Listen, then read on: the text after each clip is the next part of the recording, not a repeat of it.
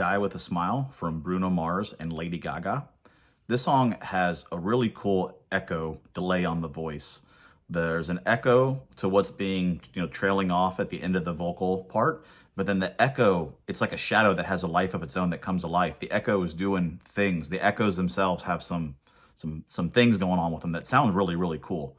The guitar has a swing kind of feel to it to me. Also, the song's in 3/4, so kind of the 1, 2, 3, 1, 2, 3. That gives it a little bit of that swing feel. There's some deeper harmonies you hear with Bruno. I don't think it's initially Lady Gaga doing those harmonies. The harmonies are deep, and I'm used to hearing like Silk Sonic, a little Anderson high pitch in the background. It's definitely not that. There's a very James Brown moment is how I would feel and call it, where the beat stops and they do like a kind of a hit me, come back, hit me. Like they don't say hit me, but I feel like that's what they could say, and they probably would live. And it, again, very James Brownish. I love it. I wonder like what this song was for. It may have been meant for something. I don't know.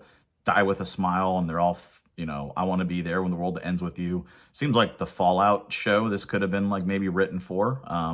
Think about that maybe for the next season if they haven't. The Lady Gaga voice, the Bruno Mars voice sounds like he does. The Lady Gaga voice, I would say, I wouldn't have thought it was her. If I didn't know that it was her singing this with him, if I just heard it, I would have thought maybe it was somebody else. It has, I would say, a slightly more mature voice to the way she's singing. What I mean by that is it almost sounds more like an Adele than a Lady Gaga to me.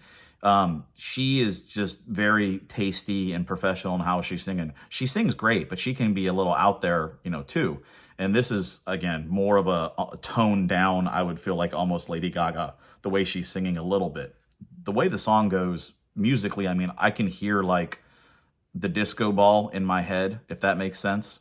Like there's a sound when you think about a disco ball and lights and people slow dancing, there's a sound, and this is the sound of that.